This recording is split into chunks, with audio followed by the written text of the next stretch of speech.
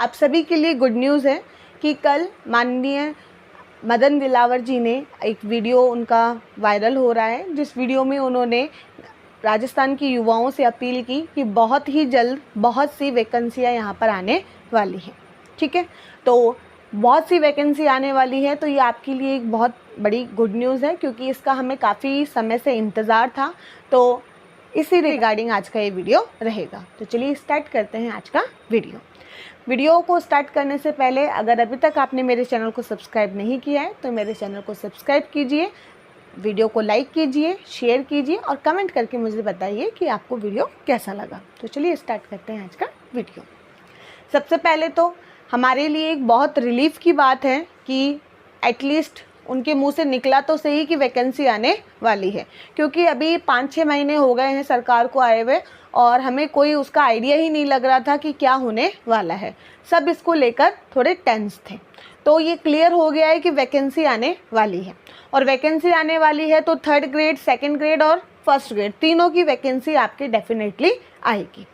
आपको ये वैकेंसी कब देखने को मिल सकती है? आप मान के चलो कि अगले 6-7 महीने जो हैं आपकी तैयारी के हिसाब से बहुत ही महत्वपूर्ण होने वाले हैं।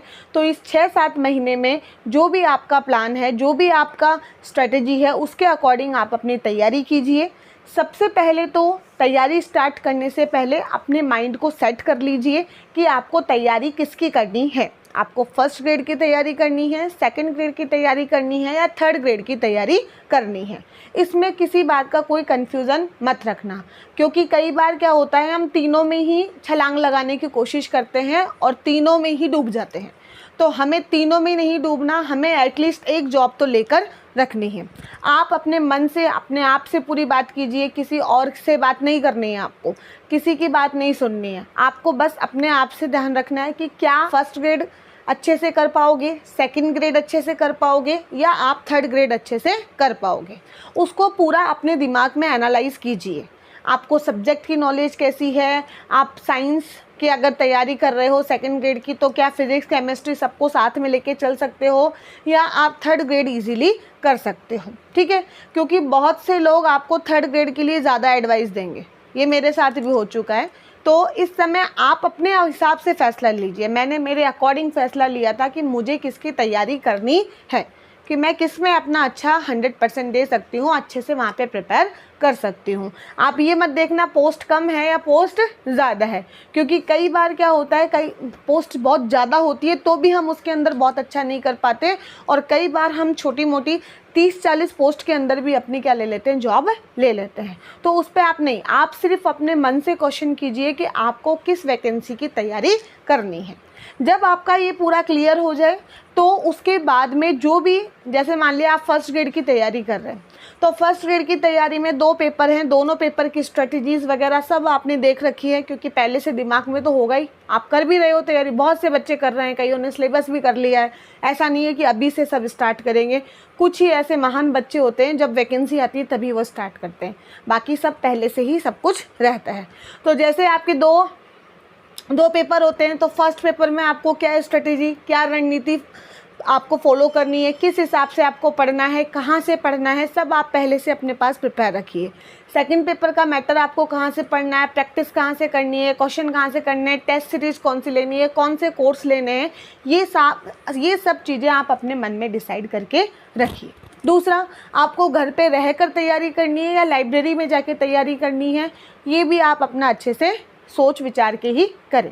आपको कोई जॉब करनी है, जॉब के साथ तैयारी करनी है या विदाउट जॉब बिल्कुल फ्री रह के आपको तैयारी करनी है, ये सब क्वेश्चंस आप अपने आप से पहले ही कर लीजिए, क्योंकि अगले 6 से 7 महीने में कहीं ना कहीं आपने अगर मेहनत की है, आपने अपना 100% दिया है, तो आपका सपना पूरा होने वाला है, आपको जॉब मिलने वाली है। तो उसके लिए आपको पहले से एक, जैसे हमारे घर में जब शादी होती है तो शादी तो होती है, जैसे मान लिया किसी की शादी होगी नवंबर में, तो तैयारी तो अभी से चालू हो जाती है ना, या फिर नवंबर में ही जगते हम कि 10 दिन पहले जगेंगे कि 10 दिन पहले शॉपिंग हो जाएगी, 10 दिन पहले सारे काम हो जाएंगे। ऐसा कुछ नहीं है ना। हलवाई है, टेंट है, सबको हम पहले से ही क्या कर देते हैं, बुक कर देते हैं ना। तो वैसे ही तैयारी होती है। जब आप तैयारी करोगे तो पहले से ही सब कुछ अपना फिक्स रखिए। ऐसे नहीं कि लास्ट टाइम पे आपको किसी ने बोल दिया कि अरे तो ये बुक क्यों पढ़ रहा है, ये बुक इसमें अच्छा मैटर नहीं है, वो वाली बुक पढ़। ऐसा नहीं करना है। अपना जो मैटर आपने इकट्ठा कर रखा है उस पर आपको पूरा विश्वास रखना है कि नहीं यहाँ से क्वेश्चन ज़रूर आएगा, क्योंकि भटकाव बहुत मिलेंगे। आप YouTube पे 20 तरीके के वीडियो देखोगे, आपको 20 तरीके से बाल मनोविज्ञान पढ़ाने वाले टीचर मिलेंगे और किसी में एक लाइन ज़्यादा मिलेगी, किसी में एक लाइन कम मिलेगी और फिर आपका दिमाग घूम जाएगा ऐसा क्या। और कई बार आप कुछ क्वेश्चंस भी ऐसे देखते हो जो कि इतने ज़्यादा हार्ड बना देते हैं, कुछ टेस्ट सीरीज़ वाले इतने ज़्यादा हार्ड बना देते हैं कि फिर हमारा दिमाग घूम जाता है, यार हमने तो कुछ पढ़ा ही नहीं, हम तो बिल्कुल ज़ीरो हैं। तो इन सब चीज़ों से अपने आप को थोड़ा दूर रखना है। अपने मैटर जो भी आपके पास है, जितना भी मटेरियल आपके पास है, उसके ऊपर आपको पूरा फोकस करना है।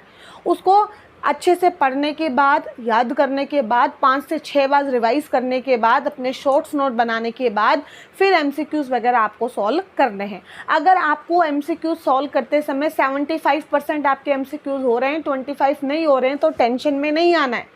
अगर आपके, मैं तो बोल रही हूँ 60% से ज़्यादा भी हो रहे हैं तो भी टेंशन में नहीं आना है, ठीक है। कि जरूर थोड़ा ना है कि जो आपके 40 नहीं हो रहे वही आएंगे आपके एग्ज़ाम में, ऐसा कभी नहीं होता है। एग्ज़ाम भी इसी तरीके से बनाया जाता है कि जो मान लिया आपके 150 क्वेश्चन आएंगे बायोलॉजी सेकंड पेपर में, तो 150 में से 40 से 50 क्वेश्चन तो नॉर्मली कोई भी कर देगा, ठीक है। नॉर्मली जिसको थोड़ी नॉलेज है, जिसका थोड़ी बहुत तैयारी, वो भी कर देगा।